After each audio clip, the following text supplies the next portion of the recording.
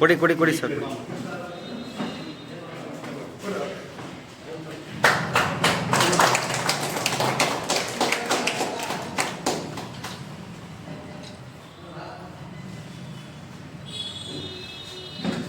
Sir ಇಲ್ಲಿ ನೋಡಿ sir.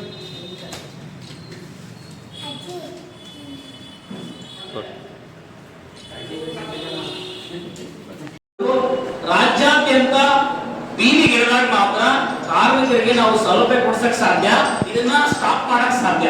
ಇಲ್ಲ ಅಂದ್ರೆ ಅವರು ಮುಂದಾಡಳಿತ ನಡೀತಾನೆ ಇರುತ್ತೆ. ನೋಡ್ರಿ, ಯಾರೇ ಸಚಿವ ಬರ್ಲಿ ಯಾರೇ ಬರ್ಲಿ ಏನು ನಿದ್ರಲ್ಲ, ಅವೆಲ್ಲ ಕಂಟಿನ್ಯೂ ಆಗ್ತಾನೆ ಇರ್ತಾವ. ನಾವು ಅದಕ್ಕೆ ಸಚಿವರ ಮಗ ಅಷ್ಟೇ ಚೇಂಜ್ ಆಗ್ತದೆ, ಹೆಸರು ಚೇಂಜ್ ಆಗಿದ್ದಾಗಲೇ ಅಲ್ಲಿ ನಡೀತಕ್ಕಂಥ ಆಡಳಿತ ವ್ಯವಸ್ಥೆ ಹಂಗೆ ಇರ್ತದ.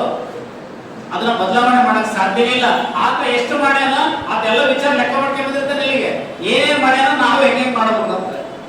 ಹಾಗಾಗಿ ನಾವು ಬೀದಿಗೆ ಇಳಿಯಬೇಕಾದಂತ ವ್ಯವಸ್ಥೆ ಬಂದಿದೆ. ನೋಡಿ, ಮೊನ್ನೆ ಹಾಸನ ಡಿವಿಷನ್ ಅವ್ರನ್ನ ಕರೆದಾಗ ಮೊನ್ನೆ ಸಿಇಒ ಅವರು ಆದಷ್ಟು ಶೀಘ್ರದಲ್ಲಿ ಮದುವೆ ಧನ ಸಹಾಯವನ್ನು ಕ್ಯಾನ್ಸಲ್ ಮಾಡ್ತೀವಿ ಅಂತ ಹೇಳಿ ಒಂದು ಕ್ಲೂ ಕೊಟ್ಟಾರ. ಮದುವೆ ಧನ ಸಹಾಯವನ್ನ ಕ್ಲೋಸ್ ಮಾಡ್ತೀವಿ ಅಂತ.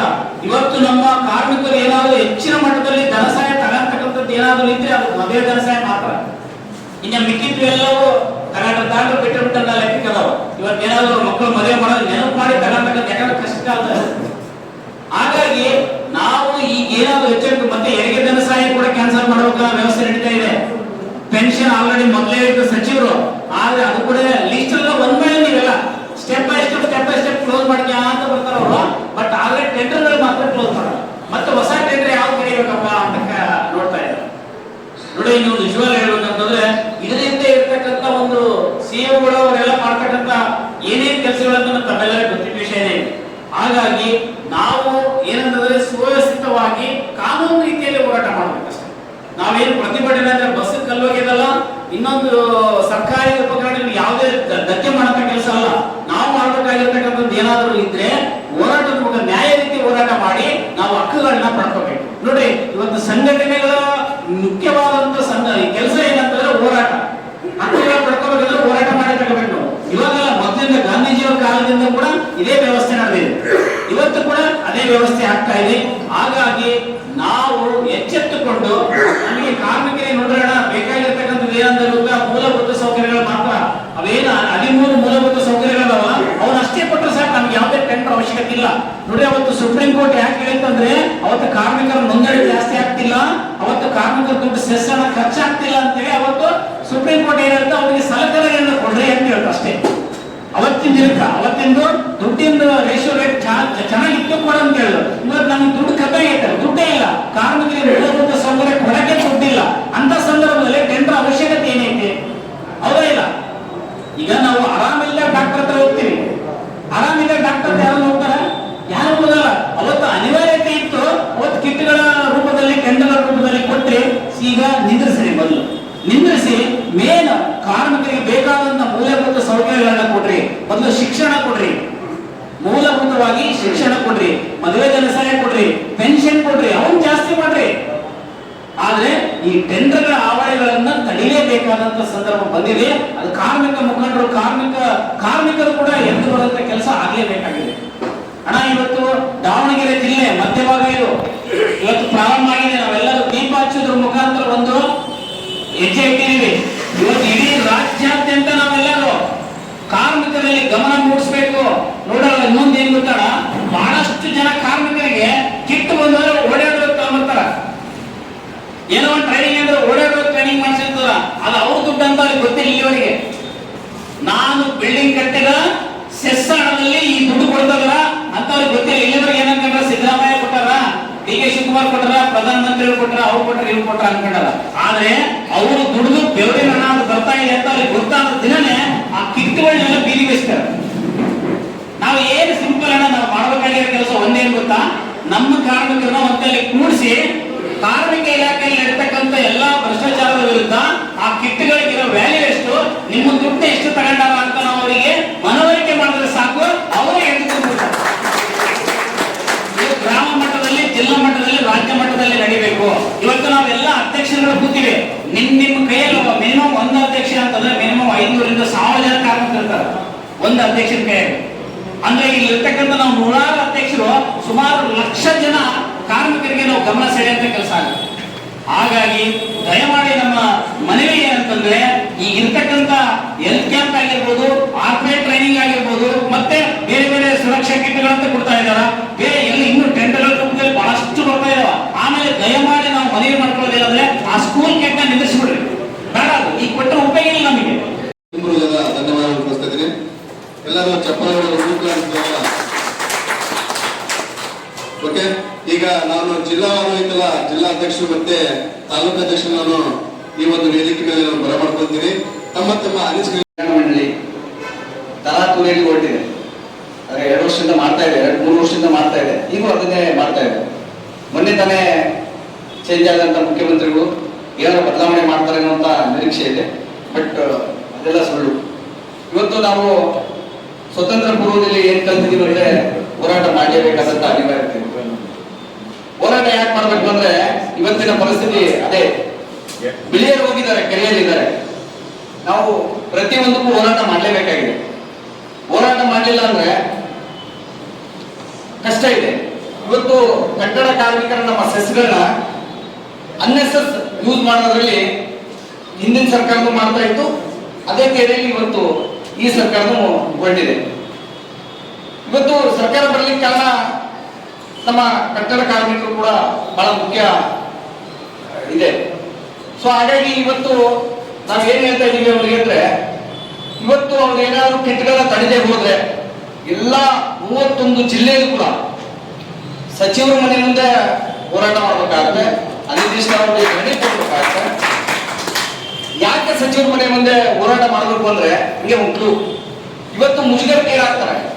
ಸೊ ಮುಜುಗರಕ್ಕೀಡಾದ್ರೆ ಏನಾದ್ರು ಬದಲಾವಣೆ ಆಗ್ಬೋದು ಅನ್ನೋ ಭರವಸೆ ಅಷ್ಟೇ. ಆದ್ರೆ ಎಷ್ಟು ಮಟ್ಟಿಗೆ ಸರಿ ಇದೆ ಗೊತ್ತಿಲ್ಲ.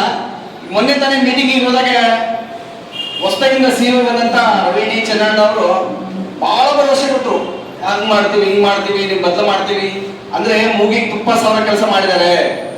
ಇವತ್ತು ನಾವು ಅವ್ರ ಮಾತುಗಳಲ್ಲಿ ಸ್ಪಷ್ಟತೆ ಇಲ್ಲ. ಅವರು ಒಂದು ಕೈಗೊಂಬೆ ಅಷ್ಟೇ, ಬೇರೆ ಮೇಲಧಿಕಾರಿಗಳ ಕೈಗೊಂಬೆ ಮತ್ತೆ ಸಚಿವರ ಕೈಗೊಂಬೆ ಅವರು. ನಾವು ಹೇಳಿದ ತಕ್ಷಣ ಅಂತ ಹೇಳಿ ಬಂದ್ಬಿಟ್ವಿ. ಖುಷಿ ಪಟ್ವಿ, ಅವ್ರಿಗೆ ಹಾರ ಹಾಕಿದ್ವಿ, ಅವರಿಗೆ ಮಾತಾಡಿಸಿದ್ವಿ, ಎಲ್ಲದಾಯ್ತು. ಬಟ್ ಅದರಲ್ಲಿ ಹಿಂದಿನ ಕಾರಣನೇ ಬೇರೆ ಇದೆ. ಅವರು ಏನಂದ್ರೆ ಕಲ್ಯಾಣ ಮಂಡಳಿ ಹಣವನ್ನ ಪೋಲ್ ಮಾಡಬೇಕು ಅನ್ನೋ ಉದ್ದೇಶ ಅಷ್ಟೇ.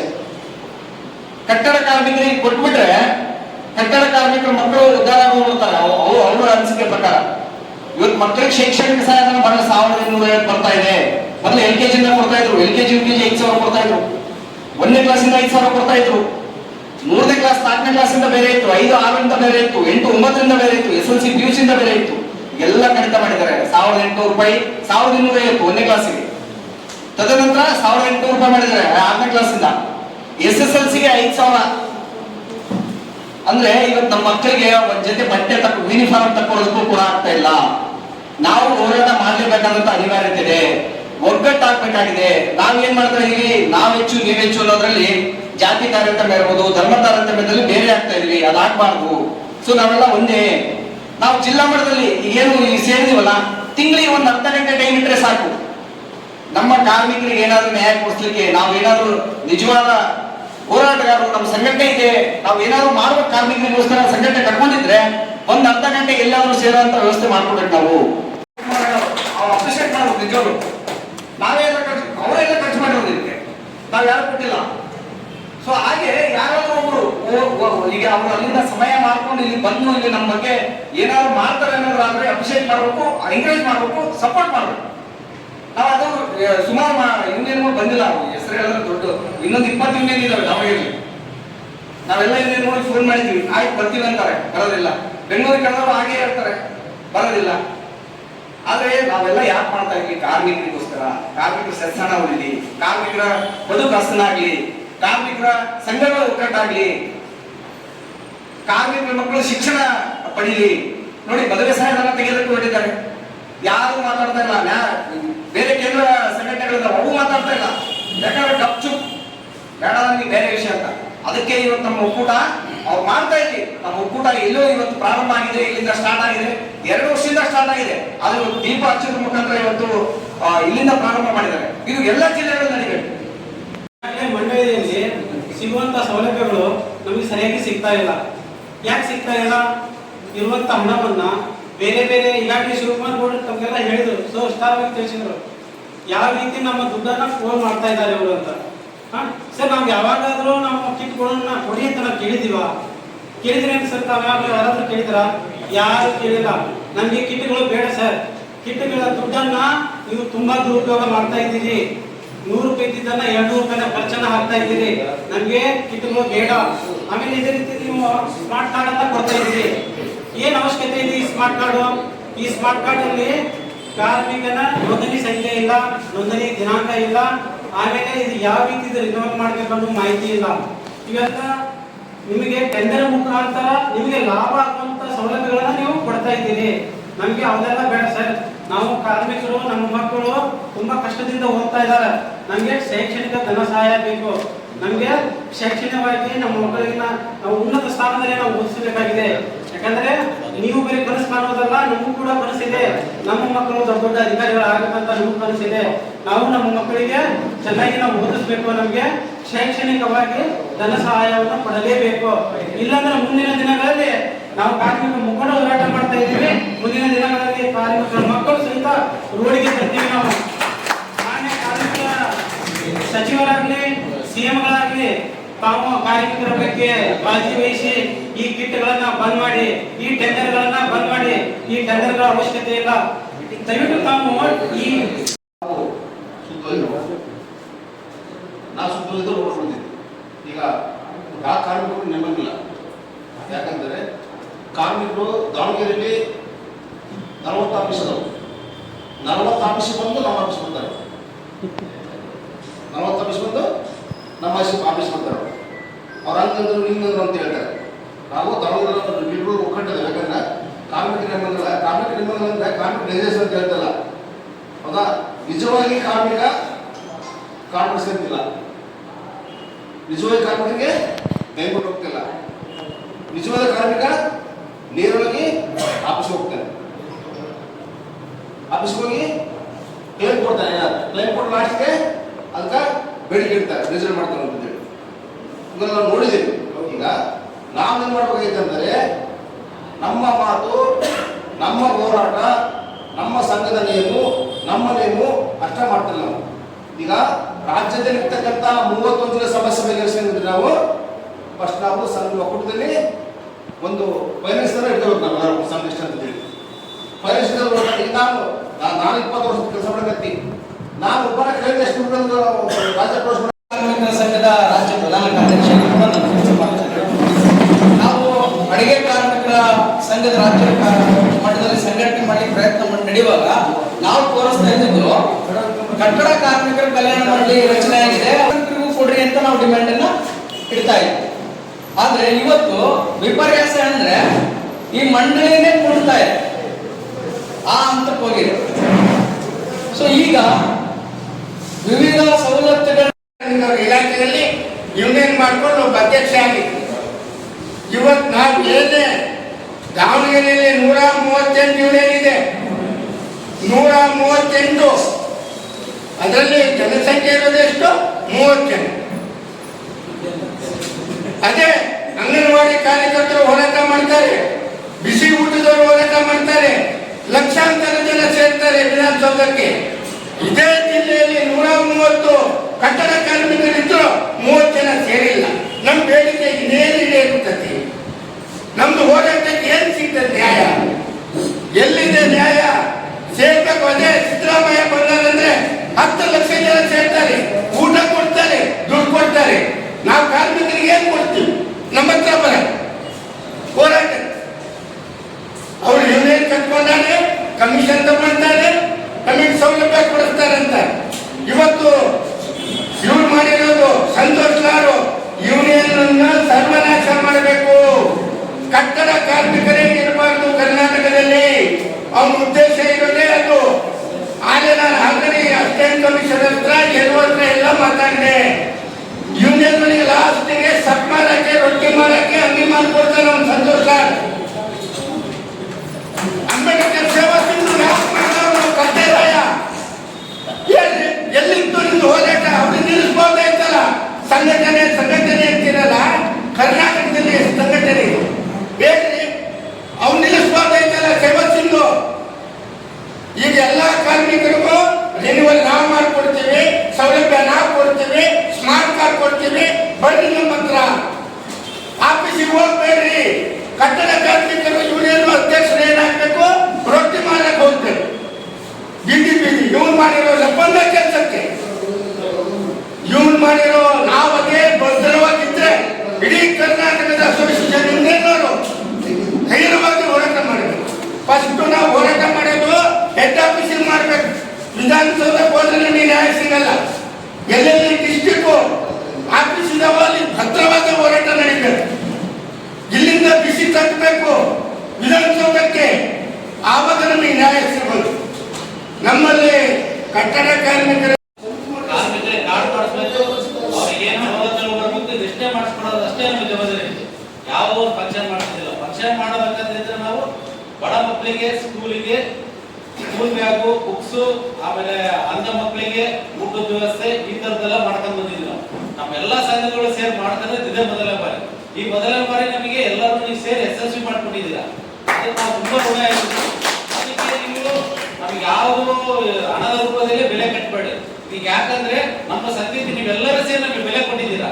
ಆ ಬೆಲೆಗೆ ನಾವು ನಿಮಗೆ ಚಿರಋಣಿಯಾಗಿರ್ತೀವಿ. ಬೇರೆ ನಮ್ಮ ಸಂಘಕ್ಕೆ ಮಾತ್ರ ಬಹಳ ನಮಗೆ ಹೆಮ್ಮೆಯಿಂದ ನೀವು ಎಲ್ಲ ಸಹಕಾರ ಮಾಡಿ ಚಿರಋಣಿ ಕೊಟ್ಟಿದ್ದೀರಾ. ಈ ಒಂದು ಕಾರಣಕ್ಕೆ ನಾನು ಯಾವುದಕ್ಕೂ ನಿಮ್ಗೆ ಇದನ್ನ ಮಾಡೋದಿಲ್ಲ, ಆಯ್ತಾ? ನಾವು ಯಾರು ಇದ್ರ ಬಗ್ಗೆ ಇದನ್ನ ಮಾಡ್ಬಿಡ್ರಿ. ನಾವು ಸಂಘಟನೆ ಅಣ್ಣರು ಹೇಳಿದ್ರು, ಒಂದು ಸಂಘಟನೆ ಮಾಡಿ ನಾವು ಇದು ಮಾಡೋದು, ಅದನ್ನ ಖಂಡಿತವಾಗಿ ಮಾಡ್ಲೇಬೇಕಾಗುತ್ತೆ. ಯಾಕಂದ್ರೆ ಯಾರ್ಯಾರು ಎಲ್ಲೆಲ್ಲಿ ಇರ್ತಾರೋ ಅಂತ ಗೊತ್ತಾಗಲ್ಲ. ಒಂದು ಸಂಘಟನೆ ಇತ್ತು ಒಂದು ಫೋನ್ ಮುಖಾಂತರ ಈಗ ನಾಳೆ ಮಾಡೋಣ, ನಾಳೆ ಮಾಡೋಣ, ಒಂದು ಟೈಮಿಂಗ್ ಸೇರ್ಕೊಂಡು ನಮ್ಮ ಡಿಸ್ಟಿಕ್ ಇಂದ ಏನಾದ್ರೂ ನಾವು ಮಾಡ್ಕೊಬೋದು. ನಮ್ಮ ಡಿಸ್ಟಿಕ್ ಇಂದ ರಾಜ್ಯ ಸಂಘಟನೆ ಏನಿತ್ತು ರಾಜ್ಯ ಸಂಘಟನೆಗಳು, ನಮ್ಮ ಡಿಸ್ಟಿಕ್ ಸಂಘಟನೆಯಿಂದ ಏನಾಯ್ತಲ್ಲ ನಾವು ಸೇರಿ ನಿರ್ಧಾರ ಮಾಡ್ಕೊಂಡು ನಾವು ಇದು ಮಾಡ್ತೀವಿ. ಅಣ್ಣ ಅದಕ್ಕೊಂದು ಸಂಘಟನೆ ಮಾಡೋಣ ಅಣ್ಣ. ಇಲ್ಲಿ ಎಲ್ಲ ಕಾರ್ಯಕ್ರಮ ಎಲ್ಲ ಬಂದಂತ ಎಲ್ಲ ಗಣ್ಯರು ಚೆನ್ನಾಗಿ ಎಲ್ಲ ವಿಸ್ತಾರವಾಗಿ ಎಲ್ಲ ಹೇಳ್ಕೊಟ್ರು. ಅದನ್ನ ನಾವು ತಿಳ್ಕೊಂಡಿದ್ವಿ. ನಮ್ಮ ಕಡೆಯಿಂದ ಈ ಸಂಘಟನೆಗೆ ನಮ್ಮ ಕೈಲಾದಂತ ಸಹಾಯ ಎಲ್ಲ ಮಾಡ್ತೀವಿ. ನಾವು ಸಪೋರ್ಟ್ ಆಗಿರ್ತೀವಿ ಅಂತ ಹೇಳಿ ಈ ಸಂದರ್ಭದಲ್ಲಿ ಇನ್ನೊಂದೇನಂದ್ರೆ ಈ ಅಣ್ಣ ಹೇಳಿದ್ರು ಸದಸ್ಯತ್ವ ಮಾಡೋದು ಈಗಲೇ ಮಾಡಂದ್ರೆ ಅಂತ. ಆಮೇಲೆ ದೊಡ್ಡವರೆಲ್ಲ ಹೇಳಿದ್ರು ದಾವಣಗೆರೆ ಜಿಲ್ಲೆಯಲ್ಲಿ ಸುಮಾರು ಸಂಘಟನೆಗಳು ಅದಾವೆ. ಅವನ್ನ ಪ್ರಮುಖವಾಗಿ ನಾವು ಎಲ್ಲ ಅಧ್ಯಕ್ಷರುಗಳನ್ನ ಕುರಿತು ಮಾತಾಡಿ ಅವ್ರನ್ನೆಲ್ಲ ಕರೆದು ಅವ್ರೆಲ್ಲ ಒಪ್ಪಿಗೆಗಳನ್ನು ಪಡ್ಕೊಂಡು ನಾವು ಒಗ್ಗಟ್ಟಾಗಿ ನಾವು ಸಂಘಟನೆ ಮಾಡಿದ್ರೆ ಮಾತ್ರ ನಾವು ಬೆಳೆಯಕ್ಕೆ ಸಾಧ್ಯ ಅಂತ ನಾವೇನ ಈಗ ಮಾಡಿದ್ವಿ, ಈಗ ಮುಗಿದು ಅವ್ರು ಮಾಡ್ಕೊಂಡು ಹೋದ್ರು ಅನ್ನೋ ಮನೋಭಾವ ಹುಟ್ಟಬಾರ್ದು. ನಾವು ಸಂಘಟನೆ ಬಲಪಡಿಸ್ಬೇಕನ್ನೋದೇ ಮುಖ್ಯ ಉದ್ದೇಶ. ಯಾವುದೇ ರಾಜಕಾರಣಿಗಳನ್ನ ಕೂರ್ಬೇಕಂತಿಲ್ಲ, ನಮ್ಮ ಇಲಾಖೆನ ಕೂರ್ಬೇಕನ್ನೋ ನಮ್ಮ ಉದ್ದೇಶ ಏನಿಲ್ಲ. ಫಸ್ಟ್ ನಾವು ಬಲವಾಗಿದ್ರೆ ಯಾರಾದ್ರೂ ನಮ್ಮ ಮಾತು ಕೇಳೋಕ್ಕಲ್ಲ. ಅದಕ್ಕೆ ನಾವು ಮಾಡೋಂಥ ಕೆಲಸ ಏನಾಗ್ಬೇಕಂದ್ರೆ ಇವತ್ತು ಫೋನ್ ಮಾಡಿದ್ದೆ ಇಷ್ಟು ಜನ ಸೇರಿದ್ದಾರೆ, ಬರೀ ಫೋನ್ ಮಾಡಿದ್ವಿ. ಅದಕ್ಕೆ ನಾವು ಇದನ್ನೇ ಫೋನ್ ಮಾಡೋದನ್ನೇ ಒಂದು ದಿನ ನಮ್ಮ ಟೈಮ್ ಅಲ್ಲ ಸಂಜೆ 6 ಗಂಟೆ ಟೈಮ್, ಅರ್ಧ ಗಂಟೆ ಟೈಮ್ ಕೊಟ್ಟು ಪ್ರತಿ ಸಂಘಟನೆಗೆ ಎಲ್ಲ ಆಫೀಸ್ಗಳು ಇದಾವೆ, ಅವ್ರವ್ರದ್ದೇ ಆದಂಥ ಆಫೀಸ್ಗಳು, ಆ ಆಫೀಸ್ಗೆ ವಿಸಿಟ್ ಮಾಡಿ ಅವ್ರ ಆಫೀಸ್ನಲ್ಲೇ ಅಧ್ಯಕ್ಷರು ಇರ್ತಾರೆ, ಕಾರ್ಯದರ್ಶಿಗಳು ಇರ್ತಾರೆ, ಅವ್ರನ್ನ ಸಂಪರ್ಕ ಮಾಡಿಬಿಟ್ಟು ನಮ್ಮ ಸಂಘಟನೆ ಈ ಥರ ಇದೆ, ದಾವಣಗೆರೆ ಕರ್ನಾಟಕ ಕಟ್ಟಡ ಕಟ್ಟುವ